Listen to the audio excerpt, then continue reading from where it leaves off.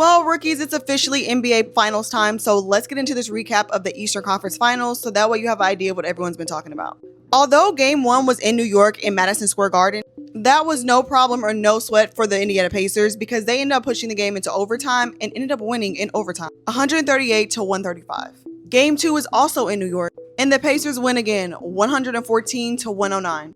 Although at this point, people have already had to put some respect on the Indiana Pacers because of how they played in the playoffs and how they have been literally seen as underrated this entire season, but people still had the Knicks beating them in this series, and so for them to be up by 2 games is actually kind of crazy. And then because of the location, to get these wins in Madison Square Garden, which is a very big deal in like the NBA basketball community, that environment, yeah, that was also crazy. So the series is now 2-0 and Indiana is winning, which isn't looking good for New York because they still need to get 4 wins and they already have 2 ahead of them. So it seems that most likely Indiana is going to get those wins before them. So we're now heading to Indiana for game 3 and the Knicks are able to get a win. They end up winning 106 to 100. So now the series is 2-1. Indiana's got 2 wins. New York has 1.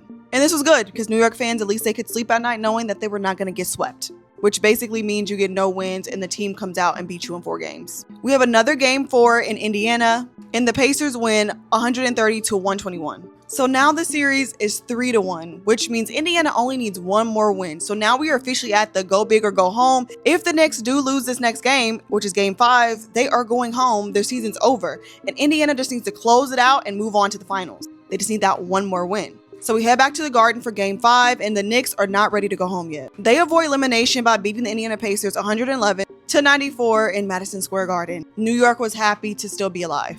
I'm talking more about the fans and even actually the team. So unlike our Western Conference Finals, we are now headed to a game 6. Headed back to Indiana, and which would be nice for Indiana to be able to close this series out at home. So let's see if they can do it. A lot of people were really wanting for this series to go to game 7, but it does not because Indiana does get a win at home, closing out the series 125 to 108.